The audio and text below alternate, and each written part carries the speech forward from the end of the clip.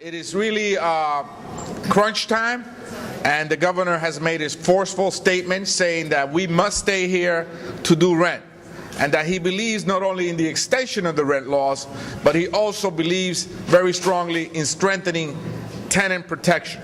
You know, last night we voted against this extender. We did so conscientiously.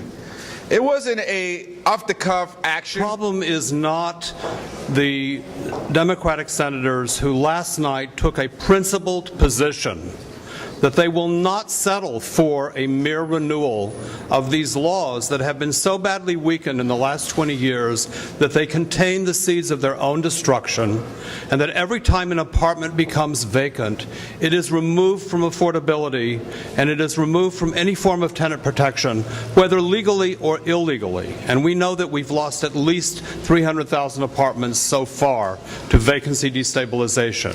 The problem is the Senate Republicans who refuse to support stronger rent laws. We're here standing with the tenant advocates and Senate colleagues that have a strong belief that just extending it is not enough. You know, we could lose another 100,000 units of housing if we extend it. Over 61% of New Yorkers feel that the law should be extended, and 65% feel that it should be strengthened. Happy to be here to stand with our allies, the Senate Democrats, and commend them for the action they took last night. We're on the right page. We're working with tenants. The governor is supporting our position, and we want Senate Republicans to realize that the time for games and circus is over, that we got to really do this rent bill, that 2.5 million New Yorkers are waiting for us to do the right thing to strengthen tenant protection, to make sure that we don't lose another 100,000 units of housing, to ensure that people are not displaced by escalating rents, that landlord harassment ends, that Michelamas are preserved and Section 8 buildings are preserved. 400,000 low-income families live in rent-regulated housing.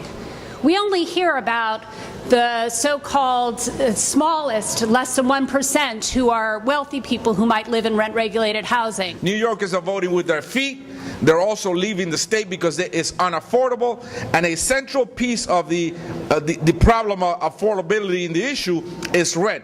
When you get that bill every month, you know, after you pay for food, transportation, after you're taking care of your kids and your grandparents, and you get that bill, it's difficult to make ends meet. So we are here to stand with our friends in the Senate Democratic Conference and to say that we're not going home until we get stronger rent laws. Thank you very much.